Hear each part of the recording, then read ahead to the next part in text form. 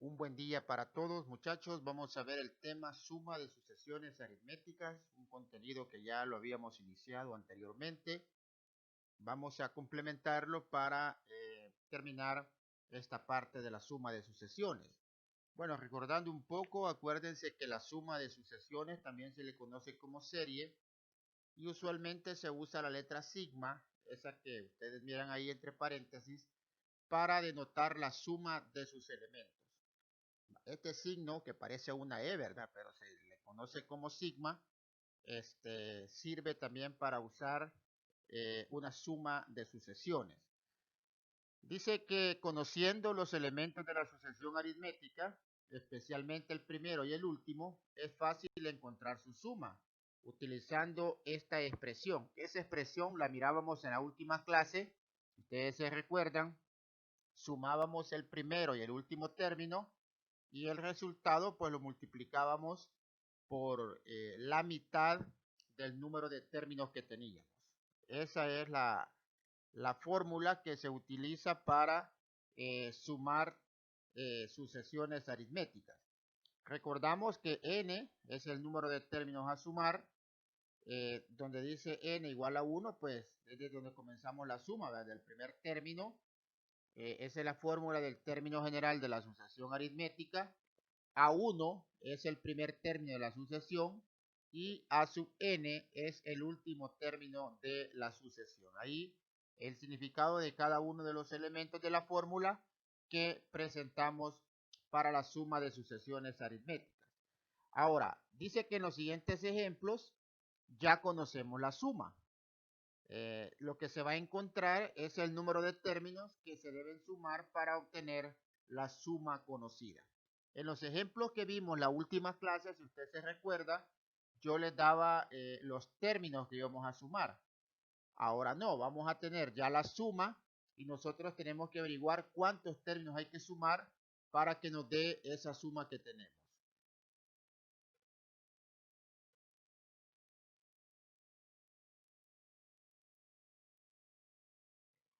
Veamos algunos ejemplos. Dice, determina el número de términos que deben sumarse en cada sucesión aritmética para obtener el resultado indicado. El primer ejemplo que aparece en el libro de texto es esa expresión. Dice que el término general es menos 1 más n menos 1 para que la suma sea 434. Mire, lo primero que vamos a hacer es transformar el término general de la sucesión, o sea, esto que estoy señalando acá, eso lo vamos a transformar. ¿Y cómo lo transformamos? Bueno, primero saquémoslo del paréntesis, esa n-1, nos queda esa expresión. Ahora, si nosotros realizamos la operación de los términos semejantes, es decir, menos 1, usted sabe que eso es menos 2. Entonces, la fórmula me queda n menos 2.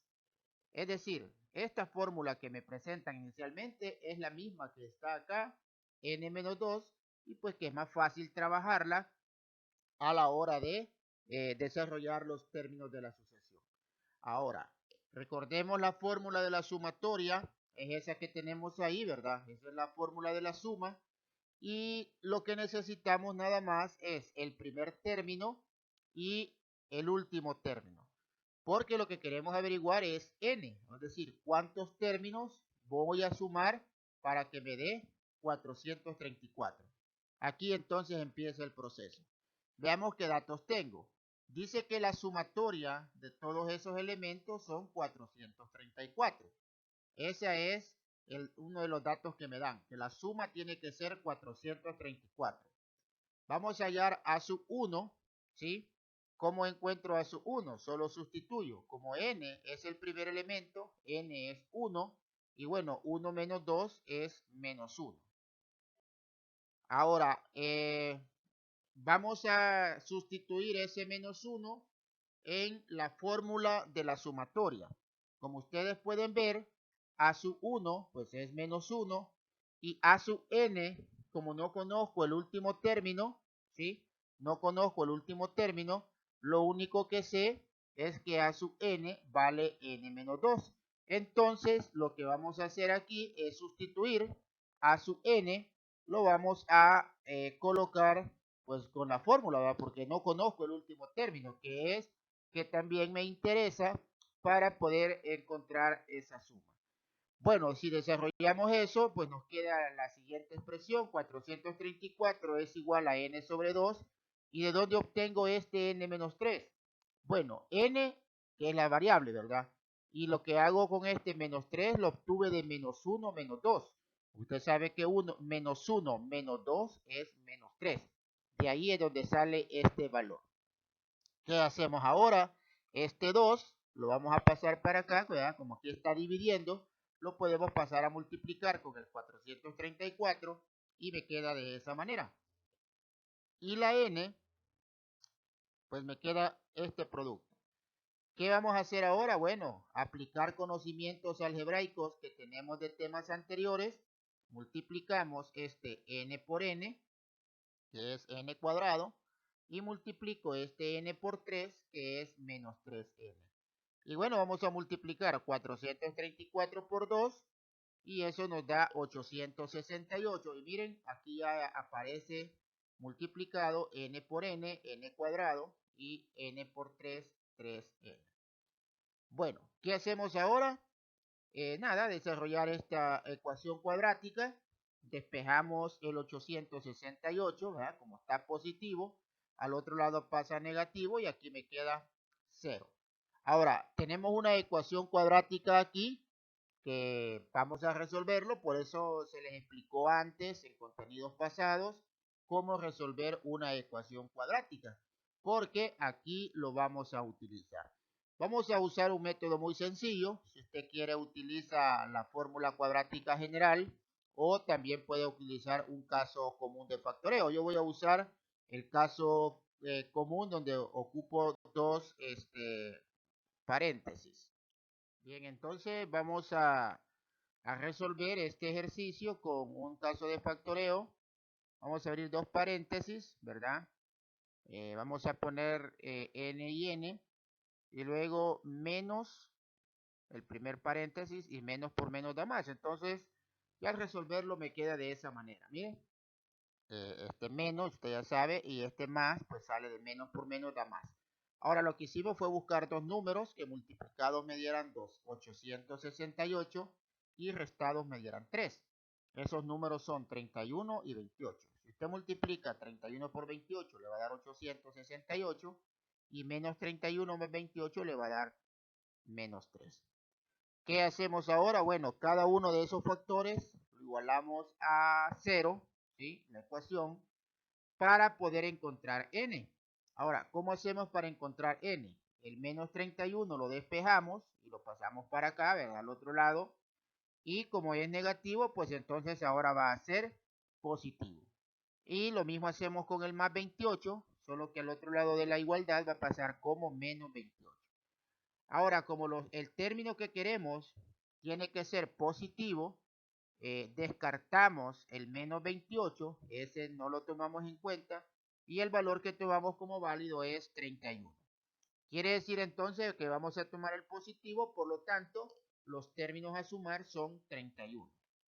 Esta sería entonces la respuesta. Debemos sumar 31 términos de esta sucesión para que me dé 434. ¿Cómo lo vamos a hacer? Bueno, lo vamos a comprobar. Ahora, como para la suma les dije yo que necesitábamos el último término, ya conozco el primero, que es menos 1, vamos a hallar el término 31. ¿Y cómo lo hago? Bueno, sustituyo en la fórmula el término 31 y como n ahorita vale 31, ¿verdad? Menos 2, eso me da 29. Ya tengo entonces el primero y el último término. Teniendo el primero y el último término, ya puedo usar la fórmula de la sumatoria. Y entonces lo hacemos ahí. Como la suma, yo sé que este es 434, entonces ¿cuánto vale n? N vale 31, porque son los términos que voy a sumar. Lo divido entre 2 y bueno, aquí hago la operación, ¿verdad? Menos 1 más 31 menos 2, que es la fórmula oficial, n menos 2. Sabemos que 31 menos 2 es 29, que es el último término. y pues 31 entre 2 me da 15.5. Ahora solo operamos menos 1 más 29, eso me da 28. Y para cerrar vamos a multiplicar 15.5 por 28, si usted lo comprueba con su calculadora, pues le va a dar 434. Siendo eso el resultado final del proceso de este ejercicio. Entonces, en conclusión, para este problema, ¿cuántos términos vamos a sumar? Vamos a sumar 31 términos. ¿Y cómo lo encontramos? Bueno, con el... Bien, continuamos muchachos con otro ejemplo. Dice, determina el número de términos que deben sumarse en cada sucesión aritmética para obtener el resultado indicado. Nos dan entonces la sucesión 3 más 4 por n menos 1, dice, para que la suma parcial sea 1081. Es decir, la sucesión es esta. ¿Cuántos términos o cuánto debe valer n? Eso es prácticamente lo que vamos a encontrar. ¿Cuánto debe valer n para que la suma parcial sea 1081? Vamos a recomponer esa sucesión, ¿verdad? Vamos a multiplicar 4 por n y 4 por 1. Nos queda 4 por n, 4n, y 4 por menos 1 es menos 4. Ahora, sabemos que 3 menos 4 es menos 1. Entonces la sucesión me queda 4n menos 1. Eso es el término general de la sucesión. La fórmula de la suma pues está ahí, ya la conocemos. Y lo que necesitamos es A1 y A sub n. Entonces, A sub 1 lo podemos hallar bien fácil con los datos. Los datos pues tenemos que la suma son 1081. Ese es el dato principal, que la sumatoria son 1081. A sub 1 es 3. ¿Por qué es 3? Bueno, porque aquí voy a sustituir, como n vale 1, ¿verdad? Por ser el primer término, 4 por 1 es 4, menos 1 me da 3. Ese sería el primer término. Este 3 lo voy a sustituir donde está A sub 1, ¿sí? Donde está A sub 1, y en la fórmula me queda aquí. Ahora, A sub n, como no conozco el último término, lo que hago es sustituir la fórmula de la sucesión, que es 4n menos 1. La suma, ¿verdad? La suma es 1081, lo coloco acá, y entonces lo que vamos a hallar es n. Otra vez, vamos a reducir esta fórmula y me queda de esa manera. 4n, ¿de dónde me sale este más 2? Bueno, 3 menos 1, usted sabe que es 2 y me queda positivo. Nuevamente, este 2 lo vamos a pasar para acá, a multiplicar, ¿verdad? Porque como está dividiendo, lo pasamos a multiplicar y me queda 1081 por 2, y n por 4n más 2 me queda esa expresión. Ahora multiplicamos n por 4n y vamos a multiplicar n por 2.